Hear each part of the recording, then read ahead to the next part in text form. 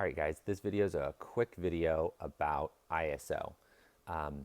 As you've read, researched, and looked at, ISO is a number value that dictates the sensitivity of your camera sensor to light.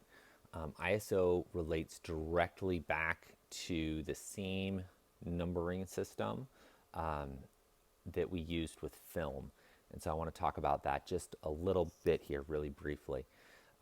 The quick thing with the ISO, though, is the smaller the number, the less sensitive the film or the sensor is going to be to light. The higher the number, the more sensitive. Now, with our digital cameras, the camera sensor isn't actually changing, but what is changing is the amount of amplification to the signal coming into the camera itself, and it's able to amplify that signal in the sensor. Some cameras shoot really, really well in low light conditions. This Fuji is really fun to use, does really well. So does this Nikon here. The phase camera in the back is horrible. It likes to shoot at low ISOs, and I try to shoot it at ISO 50 or ISO 100 as much as possible. I will see the image degrade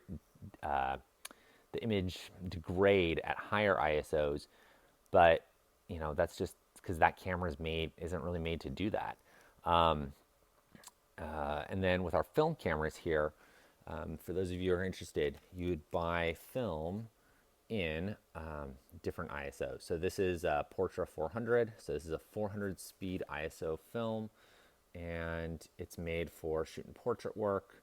And let's see here, where it's still in date. That's good.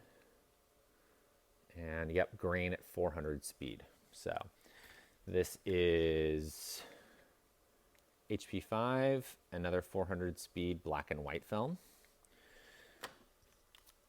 And then we have like a roll of 100 speed slide film. This is getting pretty hard to process these days, so I don't tend to shoot slide film at all. So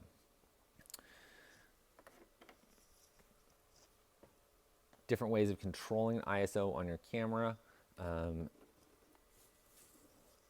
Some cameras, such as the Fuji here, actually have a dial on the top there. So this is very filmy, and I can change that ISO. I can go up to 12800 on this. There's an auto setting, low, and then the base ISO on this camera is 200 here. So just remember with ISO, when we go from 200 up to 400, we have just doubled the sensitivity to light. 400 to 800, we've doubled that again. If we went in the opposite direction, we'd be having that. So, and that all plays in really well then with your shutter speeds and with your aperture also. So you always want to be thinking about doubling or having the amount of light that's coming in as we make an adjustment to one of the three things that we can adjust on our camera, which would be ISO, aperture, and shutter speed to control our exposure.